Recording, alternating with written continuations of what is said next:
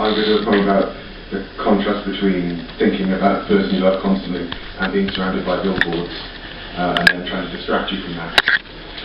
I gazed at billboards, posted layers, and imagined the slogans and models that have witnessed my history, stationary, in this more or less the same train waiting spot, not clock watching ever, but always often never, not contemplating the arrangement like a bowling ball thrown on a bedsheet that I've been told represents the real world's curve, which is the pull you have.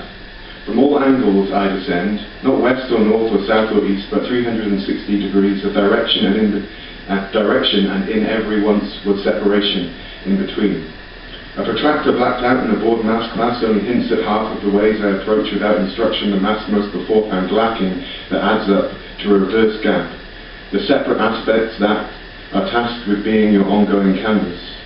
Or, if that is not succinct enough, gravity has in me a nemesis, escape artist, who tarnishes its card-carrying bluster as the ultimate mass attractor, for instead I fall from all directions towards her.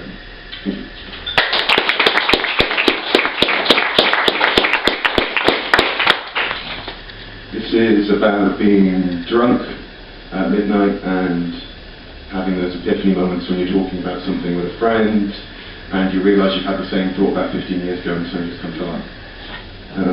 To predict a common conviction, a shared view, even with our heavy-headed gazes so close, was still a surprise. The risk of announcing that these lines, colours, blends, layers, shapes, breaks, gaps and sketches can't express it, rushed fingertip stretches, are to our minds as the moon is to the tide.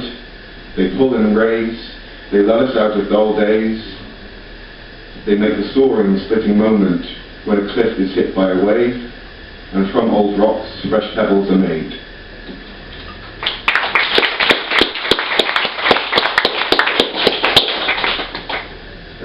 This is a short poem about a friend of mine who challenged a police officer when the police officer asked some homeless people to move. And they didn't really know what to do because they didn't have a reason for moving the homeless people, and they weren't expecting my friend to challenge them. And I've always respected her for being able to do that sort of thing.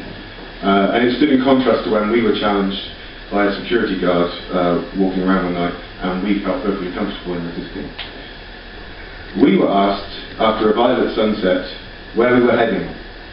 It seemed, after a violet sunset, reasonable to go nowhere at all, to only meander and gather thoughts, like fresh tarmac absorbing rainfall, staying malleable.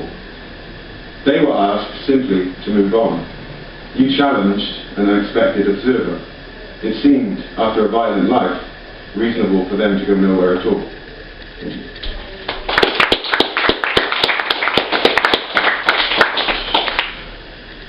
And finally, a tiny poem about forgotten conversations. If our words could braid, be rope made, twisted into a helix list, I would climb and retrace it from time to time, and always be surprised at how many I missed. Cheers.